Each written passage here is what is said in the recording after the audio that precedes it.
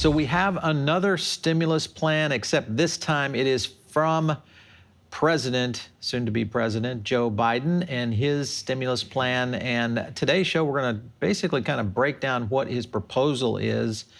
Obviously, this is not voted on yet, and we'll get into that and dig into that. My name is Paul Barron, and this is the Barron Report. All right, so the restaurant industry is one that obviously has been the hardest hit single business entity during all of this. It's faced challenges upon challenges. We've seen a variety of stimulus packages from the past administration that have implemented into many of the restaurant industry, and in some cases have helped restaurant operators stay afloat. In some cases, there just wasn't anything that could help them stay afloat based on what we were seeing in terms of just the community lockdowns and things of that nature, along with the spread of the virus. And that has really kind of implemented what I think is a plan from Joe Biden that is really kind of taking us into the next level. And I want to kind of just drill down into each of these points. The main thing to remember here is that this is a proposal. So it still has to be voted on. Nancy Pelosi and Chuck Schumer, of course, now leading both House and Senate, will have the opportunity to really advance this fairly quickly. So there is some opportunity here for this to actually happen. Let's break down a little bit about what this is is composed of. The big thing is that to make this happen, we are going to need 10 GOP members to help this pass. So there is going to have to be some bipartisan elements here that is going to help this move forward. But another thing is that all of this is eligible through September 30th, which essentially is when the federal government ends their annual spending budget. So everything's going through September 30th. The first and probably biggest element that you're going to see here on the list is the $1,400 per person stimulus checks, including the adult dependents. There's a lot going on here because this is going to give an additional $1,400 to the $600 that's already been sent out via the CARES Act. This does also include the ITIN military spouses that were not eligible now are eligible. So that's another aspect to it, is going to have expanded paid leave, which essentially will apply to certain businesses. The child tax credit is up significantly, so this is a pretty big boost, up to $3,000, and if you've got a child under 6, it goes to $3,600 in terms of tax credit. That's per child. That's a big portion of it. And then, of course, we get into unemployment benefits, which are up from $300 to $400 through mid-March, and this will boost on unemployment through September 30th. And I think that's going to be a welcome element because of the number of unemployed people that we have currently. SNAP benefits, of course, have been extended significantly, again, through September 30th. All of these things are very positive, at least in my viewpoint at this point. The other thing you're going to see is now we get into kind of a breakdown of some of where this money is going to be spent. $40 billion is going to go towards COVID testing. Can't be fast enough. The $15 minimum wage is in this bill. This is probably where the tension is going to start. There's some other tension points in this bill that they're going to have to get some buy-in to really make this move. And the $15 hour minimum wage is one that is, I think, struggling for most operators to really understand how this is going to help their business. And I do have kind of a bit of an argument on this because I think there's a lot to this. First and foremost, if you're a restaurant operator, the likelihood is that you've most likely already laid off staff that was support staff or lower ranking or tenure staff, and you've gone down to your core team. And in almost every operator I know has already gone through this.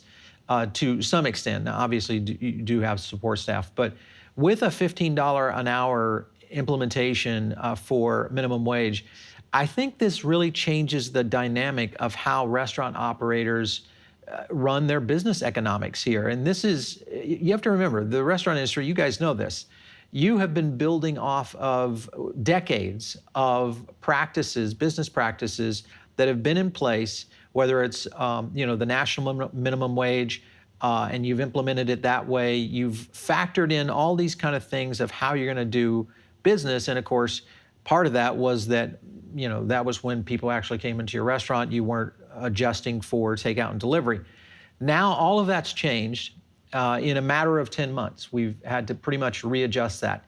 The other factor along with this, not only has COVID changed the dynamic of the business itself and how we actually generate revenue, but it's also now with the $15 minimum hour min wage, it's going to change the economics of labor.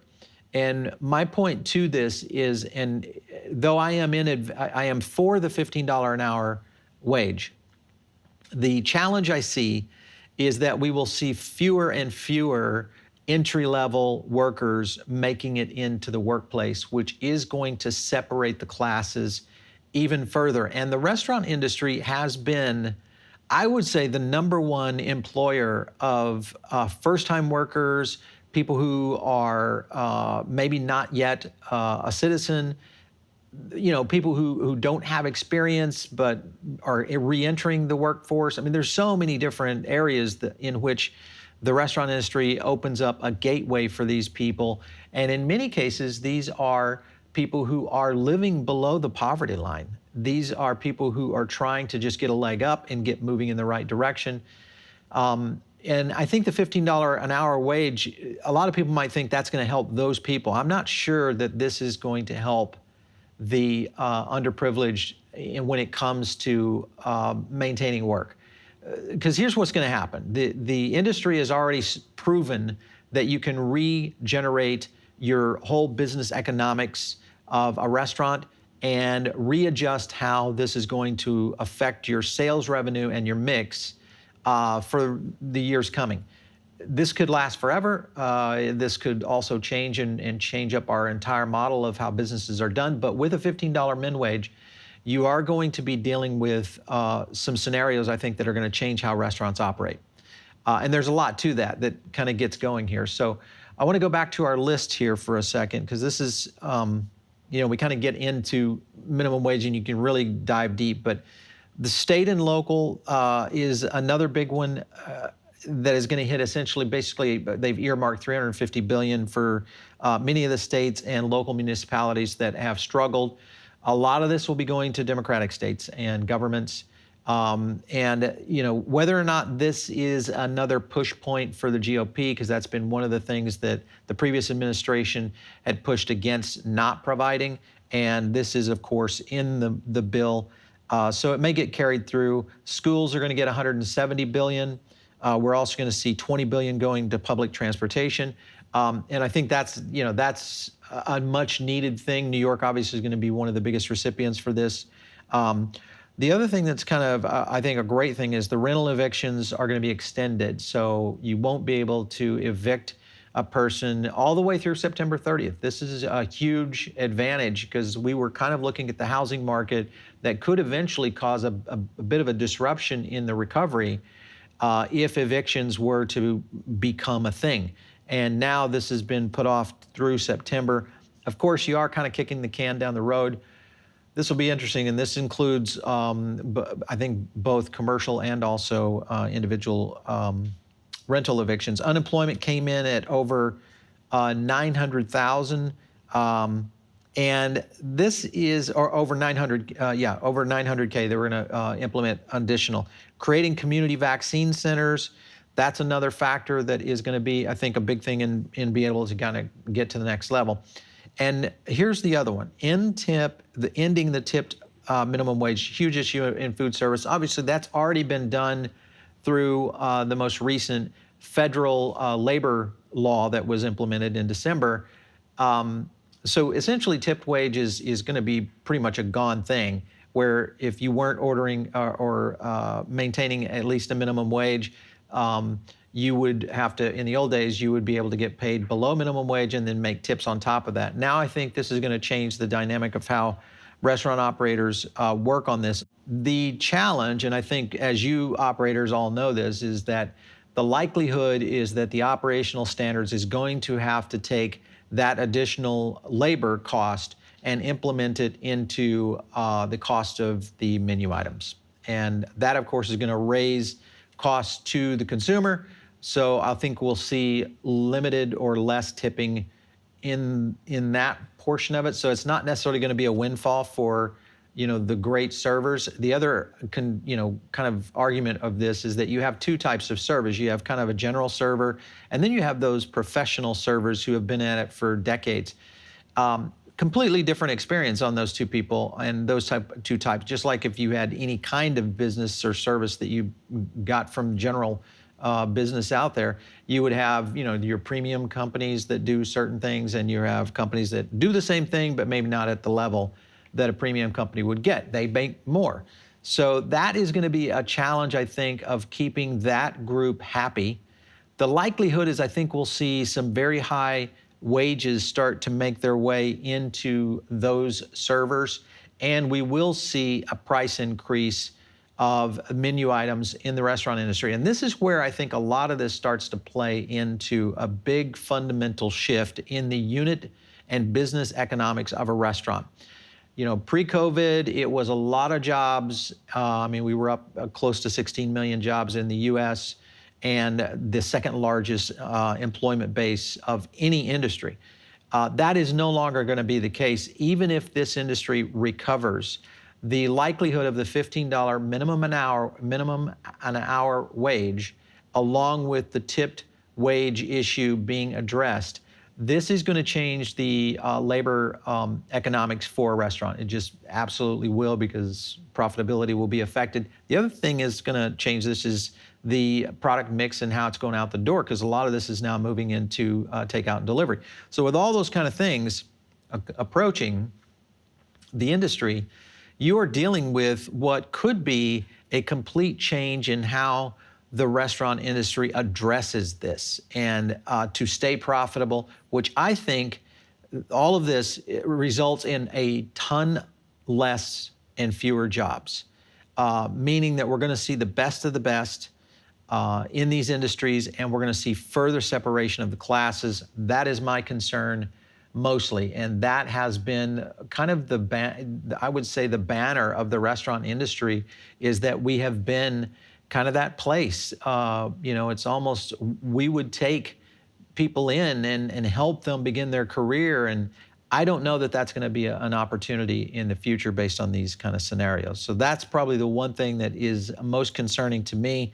But at the same time, I also am a proponent of the $15 an hour wage. I do believe that we have workers that are being underpaid, and we're going to have to push in that direction of higher quality and paying that worker for that better quality.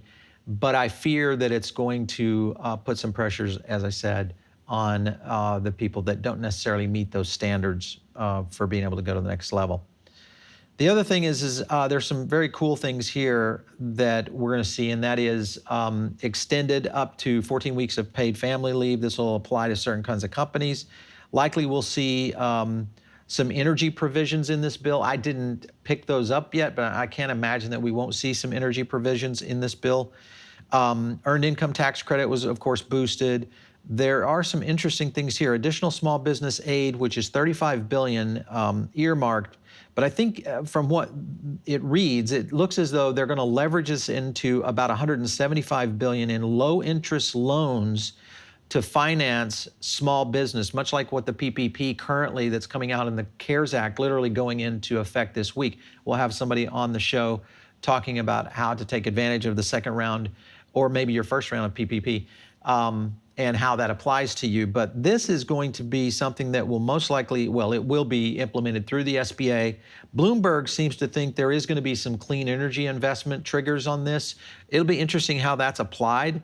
But going from $35 billion and ramping it up to $175 billion basically through leverage, through the SBA, I think this is a very good program, and I think a lot of restaurants will fall into this category, and most likely will fall into the category for what we've seen in the PPP, the current PPP for the second round, of at least being able to build that back up. The other big one here is $15 billion in grants for these types of employers, which is the EIDL grants. expect that if this video makes it out before the weekend, that is going to hit on the 17th. So there'll be a lot of people rushing to get to that 15 billion. And then this one I really like, and that is propose laid off restaurant workers to work in the federal nutrition program. I don't know how many jobs that can pick up. Even if it were 1 million to 2 million jobs, I know that when you hear that number, you think, oh my God, there's 2 million restaurant workers. No, there's almost 3 times that are unemployed right now. We're looking at almost 6 million restaurant workers unemployed. We picked up another 150,000 just in the month of December of this year, of last year. So this is a massive opportunity. Now, I don't know how this implements. I don't know how you execute on this to that level, because that's a ton of jobs that you would have to do. And I just don't know how they would implement that yet. And I haven't seen all the details on this, how they would implement it into a restaurant maybe that's participating in that program. I'm really looking forward to see this completely vetted out, and then also some of the revisions that I think Congress will make on this. The good thing is that Pelosi and Schumer, and of course, with Schumer, he'll be the future majority leader in the Senate. This is I think a full-on move to try to create some bipartisan leadership at Capitol Hill and potentially get something passed that could be a big deal. Back to my point on the U.S. jobs recovery and it faltering due to the virus surge, because this kind of goes back to our us snapping the streak of a little bit of growth, because most of our growth was happening in non-hospitality sector. And when I say growth, meaning just recovering some of the lost jobs that had taken place.